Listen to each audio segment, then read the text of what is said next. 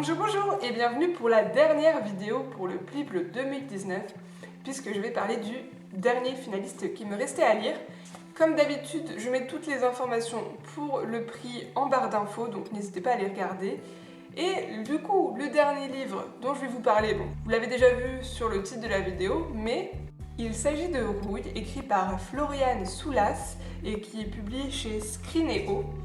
Donc dans cette histoire-ci, on retrouve Violante. Violante est une jeune femme qui ne se rappelle plus du tout qui elle est, d'où elle vient, ou quoi que ce soit par rapport à elle, hormis son prénom Violante. On la découvre dans une maison close où elle est prostituée, dans un Paris de la belle époque, steampunk, puisque dans ce Paris-ci, on a découvert des nouveaux matériaux sur la Lune, et notamment un matériau qui aide à des tas d'avancées technologiques, le lunium.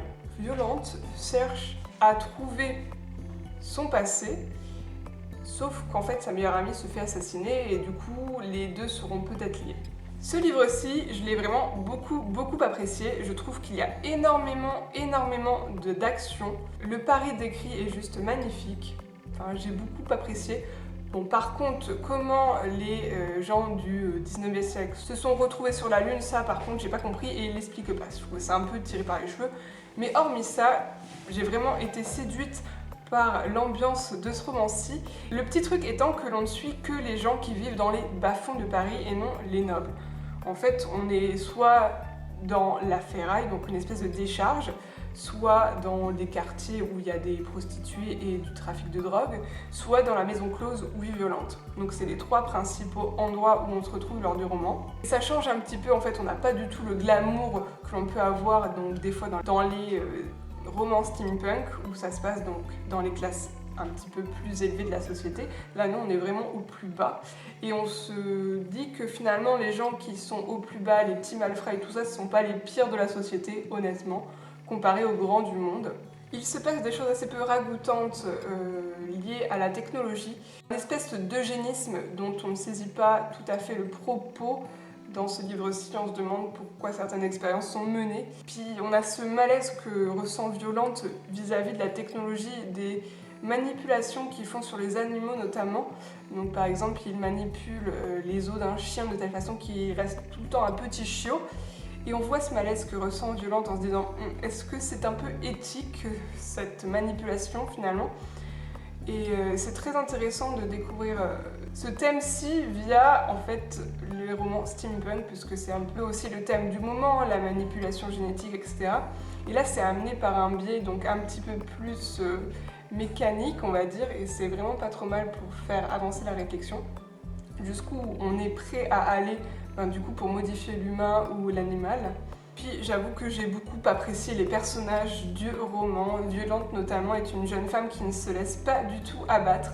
Elle est décidée, veut faire partie de l'action, elle n'hésite pas à aller se battre même. Elle n'a pas du tout un entraînement de combattante, hein. Elle est comme vous et moi, mais c'est juste qu'avec des outils comme un couteau, elle peut arriver à faire du mal. Puis j'adore aussi tout le milieu dans lequel elle gravite, donc notamment le Éon. Sa description, c'est quand même le proxénète qui gère toute une partie de la ville.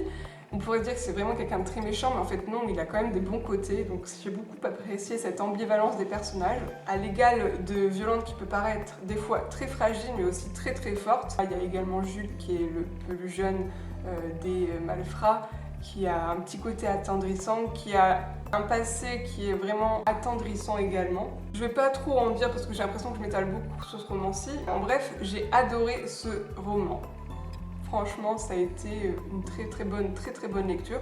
Peut-être même la meilleure de tous les finalistes que j'ai fait parce que là, j'étais à fond dedans. Je l'ai lu très vite, en quelques jours à peine. Donc je vous recommande chaudement si vous cherchez des personnages bien fouillés, un univers dans la Paris de la Belle Époque très immersif et bien sûr toutes ces petites inventions liées à l'univers steampunk. Allez-y. Par contre, et là je mets un gros attention, le roman est quand même assez gore, on y voit des choses vraiment pas très belles, donc notamment liées aux manipulations sur l'animal.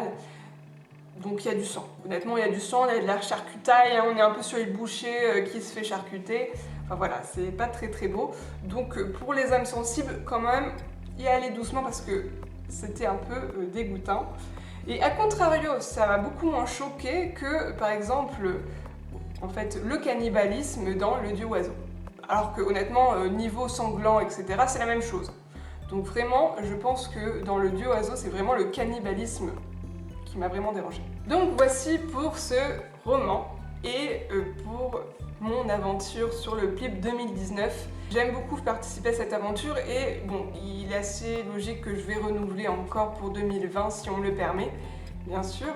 Et franchement, c'est toujours de belles rencontres, aussi bien humaines que livresques avec ce prix-là. Donc c'est vraiment une occasion en or d'y participer. Si jamais vous avez lu donc Rouille, n'hésitez pas à me dire ce que vous en avez pensé en commentaire.